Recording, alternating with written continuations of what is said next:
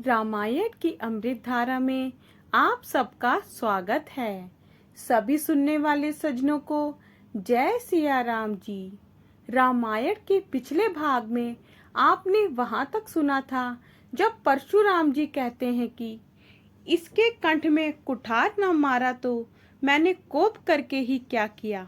अब इसके आगे से श्री राम परशुराम संवाद बालकांड भाग 17।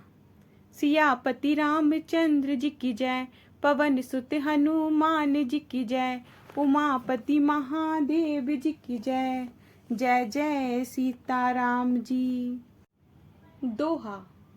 गर्व स्तर वही अब न पिरवनी, सुनि कुठार गति घोरे, परसु अचत देखौ जियत, बैर भूप किशोर सियापति रामचंद्र जी की जय। बैर भूप किशोर सियापति रामचंद्र जी की जय। जिस कुठार की भयंकर गति को सुनकर राजाओं की रानियों के गर्भ गिर जाते हैं, ऐसे फरसे के रहते हुए भी मैं बैरी राजपुत्र को जीता देख रहा हूँ। हाथ नहीं चलता। परशुराम जी कहते हैं, रिस से मेरी छाती जलती है। विधाता विपरीत हो गया है, इससे मेरा स्वभाव बदल गया, नहीं तो मेरे हृदय में किसी के ऊपर दया कैसी। आज दया असह्य दुख सह रही है। ये सुनते ही लक्ष्मण जी ने हंसकर सिर निभाया और कहा, हे नाथ, आपकी कृपा रूपी वायु आपकी मूर्ति के अनुकूल है। वचन बोलते हैं तो मानो फूल झड़ते हैं। हे मुनि जी, कृपा करने में आपका शरीर जलता है, क्रोध होने में विधाता ही शरीर की रक्षा करेंगे।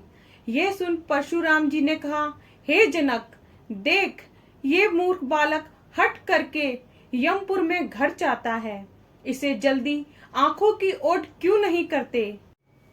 ये राजपुत्र देखने में छोटा है पर बड़ा ही खोटा है। ये सुन लक्ष्मण जी हंसे और कहने लगे, आंखें बंद करने पर तो कहीं कोई नहीं है। दोहा। परशुराम तब राम प्रति बोले उर अति क्रोधु, शंभु सरासनु तोरी सट, करसी हमार प्रबोधु सियापति रामचंद्र जी की जय।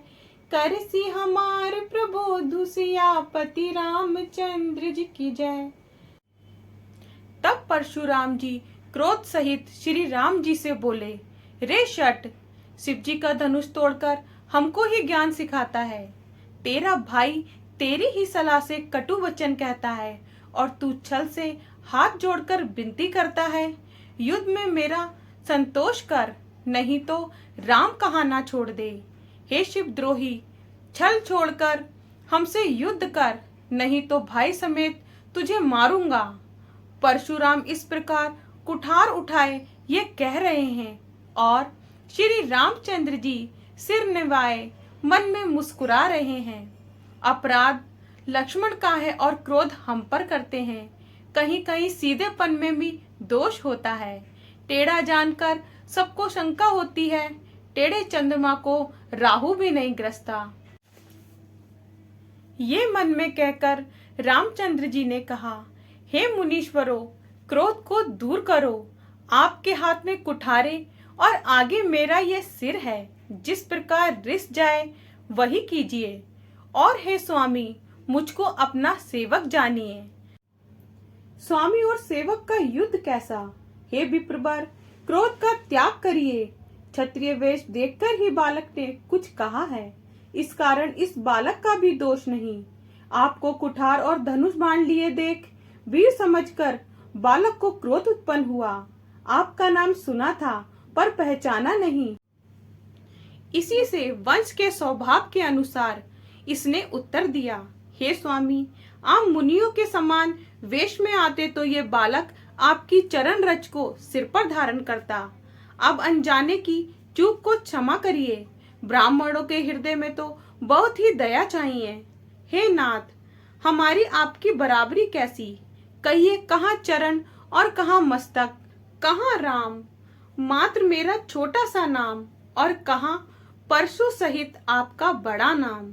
हे देव, हमारे तो एक धनुष ही गुण हैं और आपके परम पवित्र नव गुण हैं।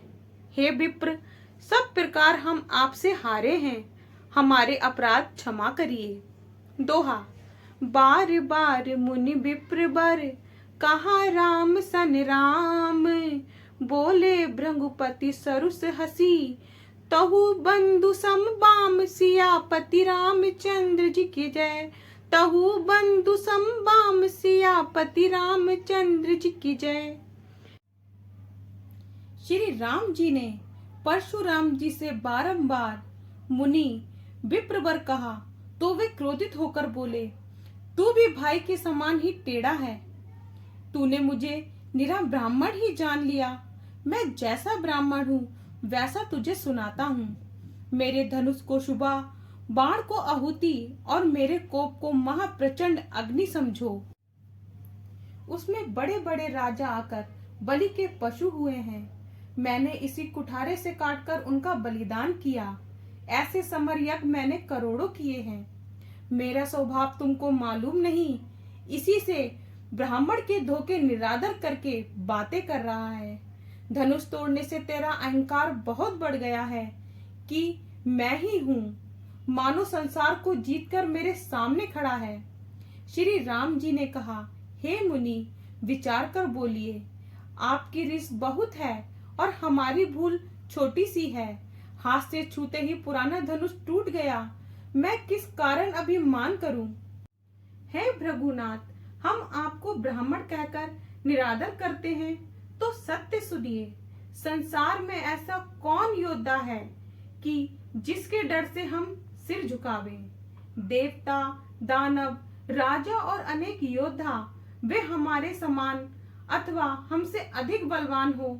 यदि हमको रण में कोई बुलावे तो वह काल ही क्यों ना हो, हम उनके साथ सुख से युद्ध करेंगे। क्षत्रिय का शरीर धारण कर जो युद्ध में डर गया, उसे कुल कलंकी और नीच जानना चाहिए। मैं अपना स्वभाव कहता हूँ, कुल की बड़ाई नहीं करता। रघुवंशी रण में काल से भी नहीं डरते। दोहा। जाना राम प्रभाव तब, पुलक प्रफुल्लित गाते। जोरी पानी बोले बचन, हृदय ना प्रेम अमात। सियापति रामचंद्र जी की जय, हृदय ना प्रेम अमात। सियापति रामचंद्र जी की जय। तब परशुराम जी ने श्री रामचंद्र जी का प्रताप जान लिया। शरीर पुलकायमान और अंग प्रफुल्लित हो गए। वे हाथ जोड़कर ये वचन बोले, प्रेम हृदय में न समाता था। हे रघुवंश रूपी कमल, बन के सूर्य, आपकी जय हो। हे देवता, ब्राह्मण और गौ के हितकारी, आपकी जय हो। अभिमान, ममता, क्रोध और भरम को हरने वाले, आपकी जय हो। हे विनयशील, दया आदि गुणों के समुंदर और वचनों की रचना में बड़े चतुर, आपकी जय हो। हे सेवकों को सुख देने वाले, सब अंगों से सुंदर और शरीर में कामदेवों की शोभा वाले, आपकी जय हो। एक मुख से मैं आपकी क्या प्रशंसा करूं? हे शिव जी के मन रूपी मान सरोवर के हंस, आपकी जय हो। बिना जाने मैंने बहुत अनुचित वचन कहे, सो हे क्षमा के मंदिर, दोनों भाई क्षमा करो। रघुवंश में ध्वजा रूप राम, आपकी बारंबार जय हो। ऐसा कहकर परशुराम जी तप के लिए वनों को चले गए। तब अपने ही अनुचित बर्ताव के डर से खोटे राजा डर गए। वे जहां तहां भाग गए। आगे का भाग कल। जय सिया राम जी। अगर पसंद आए तो लाइक, शेयर, कमेंट्स कीजिए और हमारे चैनल को सब्सक्राइब कीजिए।